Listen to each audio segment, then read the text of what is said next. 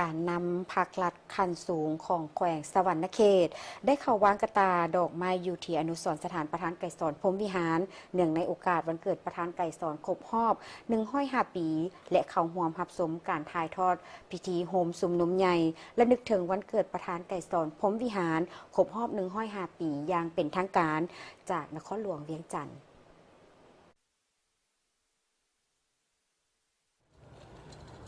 ให้เกียรตินำโดยสหายบุญโจมอุบลประเสริฐกรรมการศูนย์การพรรคเลขาคณะบริหารงานพรรคแขวงเจ้าแขวงสวรรณเขตพร้อมด้วยคณะเข้าวางกระตาดอกไม้ต่อหน้าหุบรอของประธานไก่ส้นพรหมวิหารเนื่องในโอกาสวันเกิดประธานไก่ส้นพรหมวิหารครบรอบ105 ปีวันที่13 ธันวาคมปี1920วันที่13 ธันวาคม2025ที่เต็มไปด้วยบรรยากาศอันฟดฟื้นเพื่อแสดงความเคารพรักความกตัญญูฮู้บุญคุณสรรเสริญคุณงามความดีและผลงานอันใหญ่หลวงของประธานไก่ส้นพรหมวิหารที่ได้อุทิศตนตลอดชีวิตเพื่อผลประโยชน์รวมของประเทศชาติประธานแมนนักขักษาผู้ที่ยิ่งใหญ่แมนลูกผู้ประเสริฐของประชาชนลาวบรรดาเผ่าแมนนักปฏิบัติผู้ดีเลิศเป็นผู้นำสูงสุดของการปฏิบัติลาวที่มีความปีศาจสามารถมีความสลาดหลักแหลมมีไหวพริบอันแหลมคมมีน้ำใจต่อสู้อันเด็ดเดี่ยวเหนียวแน่นเป็นผู้นำที่เส้นกลมหักข้องพักข้องรัฐและข้องประชาชนลาวเป็นวีรบุรุษที่ได้อุทิศตนเพื่อภารกิจต่อสู้ปลดปล่อยศาสตร์ก็คือภารกิจปกปักรักษาและสร้างชาติพัฒนาประเทศชาติชีวิตและภารกิจปฏิบัติของประธานไก่ส้นพรหมวิหารได้ติดพันอย่างสนิทแน่นกับขบวนการของพรรคและข้องการปฏิบัติในประเทศเฮา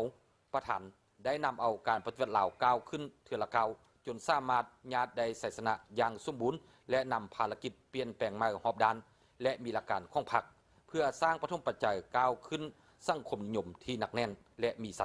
พร้อมกันนั้นก็ได้ยึดมั่นคำข้อนที่ว่าประธานไก่ส้นพรหมวิหาร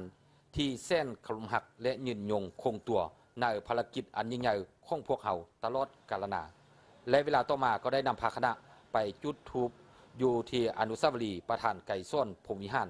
บ้านไสยภูมินครไก่ส้นพรหมวิหารเพื่อแสดงความเคารพรักและความกตัญญูฮู้บุญคุณต่อประธานไก่ส้นพรหมวิหารผู้ที่ว่าดีเด่นและเคารพรักของพรรคและรัฐและบวงสรวงลาวทางชาติผู้จัดตั้งนำพาภารกิจการปฏิบัติที่ยิ่งใหญ่ของประเทศเฮามาแต่ระยะต่อสู้กูศาสตร์ต้านพวกลาเมืองขึ้นแบบเก่าและแบบใหม่สามารถญาติได้ใส่ชนะอย่างสง่าผ่าเผยและสถาปนาเป็นประเทศสาธารณรัฐประชาธิปไตยประชาชนลาวขึ้นในวันที่2 ธันวาคมปี1975อย่างสง่าผ่าเผยและสืบต่อนำบวงสรวงลาวทางชาติเว้าหลวงบ่เฉพาะแม่นพรรคและรัฐในการปกปักรักษาและสร้างชาติพัฒนาประเทศชาติอันแสนหักตลอดฮอดการวางแนวทางเปลี่ยนแปลงมาของฮอบด้านที่มีหลักการของพรรคอย่างมีใสสมแล้วที่เป็นลูกผู้ประเสริฐและเป็นแบบอย่างอันแท้แจ้งให้แก่ทั่วพรรคทั่วรัฐและทั่วบวงสรวงลาวทั้งชาติ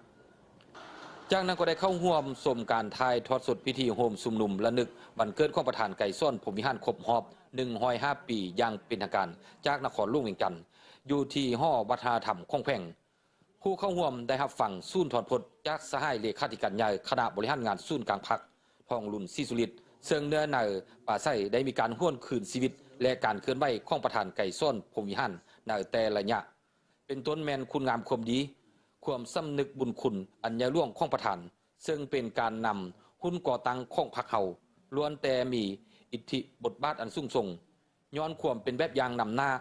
ในความเป็นนักปฏิบัติที่กาแก่นเสมอต้นเสมอปลายบ่ว่าอยู่ในระยะต่อสู้กูศาสตร์ก็คือเวลาได้พรรคเฮาได้เป็นพรรคกำอำนาจพวกเพิ่นต่างก็ได้รับตำแหน่งหน้าที่ที่สำคัญสูงสุดของพรรคของรัฐประธานไก่ส้นพรหมวิหารและการนำของพรรคเฮาได้ยึดมั่นทัศนะมหาชนถือประชาชนเป็นกกเป็นกำลังแห่งที่บ่เดือดแห่งและเป็นเป้าหมายเคลื่อนไหวหับใส่ของพรรคเวลาใดก็มีทัศนะมหาชนอย่างกว้างขวางพัวพันสนิทแน่นทางลงใกล้สิทธิติดแท้กับแน่นสภาพแนวคิดและความมุ่งมั่นปรารถนาของบรรดาสมาชิกพรรคพนักงานนักรบและมีความเป็นห่วงเป็นใยและมีความอยู่ดีกินดีของประชาชนเฮ็ดทุกสิ่งทุกอย่างเพื่อตอบสนองผลประโยชน์รวมอันเป็นพื้นฐานของประชาชนประธานไก่ส้นพรหมวิหารเคยเตือนพวกเขาว่าเวลาที่พรรคได้เป็นพรรคกำอำนาจบรรดาพนักงานสมาชิกพรรคจะเกิดพยาธิอาชญาสิทธิ์เอกชนอาจหย่าเจ้านายเห็นแก่ตัวพรรคพวกและท้องถิ่นขับแคบโซลัดบังล่วงพวกเฮาทุกคนควรจดจำคำเตือนของเพิ่น พื่อปรับปรุงแก้ไขยึดมั่นและเสริมขยายจิตใจเอกลักษณ์เป็นเจ้าตนเองเพิ่งตนเองและสร้างความเข้มแข็งด้วยตนเองสมทบกำแน่นระหว่างลัทธิหักศาสตร์อันแท้จริงกับลัทธิสากลอันพองเสอเพื่อเสริมขยายกำลังแห่งภายในศาสตร์สมทบกับกำลังแห่งของยุคสมัยเข้าในการพัฒนาประเทศศาสตร์ให้ก้าวขึ้นประธานไกรซ้อนพรหมวิหารได้ให้นโยบายว่าเอาการศึกษาไปก่อนบ้านเก่าหนึ่งและเอาการเสริมขยายคุณค่าที่เป็นเอกลักษณ์ทางด้านวัฒนธรรมของศาสตร์เพื่อนเคยสั่งสอนว่าเสียวัฒนธรรมแม่นเสียศาสตร์ดังนั้นพวกเขาที่เป็นกำลังในการพัฒนาขยายความประชาชนและความมุ่งมั่นพัฒนาของเพิ่นพวกเขาต้องเร่งพัฒนาชนบทและแก้ไขความทุกข์ยากของประชาชนเป็นกกเอาการพัฒนาชนบทเป็นเป้าหมายของการพัฒนาสร้างเงื่อนไขให้กับประชาชนได้เข้าถึงการศึกษาเข้าถึงเทคโนโลยีอันใหม่ให้ประชาชนได้รับรู้วิธีทำมาหากินแบบใหม่สร้างวิถีชีวิตแบบใหม่ที่มีการพัฒนาก้าวขึ้นอย่างบ่หยุดยั้งดังนั้นคุณสมบัติสิ้นธรรมปฏิวัติของประธานไก่ส้นพรหมวิหารแม่นนักฮักษาผู้ที่ยิ่งใหญ่ที่มีน้ำใจเสียสละอันสูงส่งนักปฏิบัติที่สุดกกสุดปลายและรับใช้ประชาชนหมดจิตหมดใจ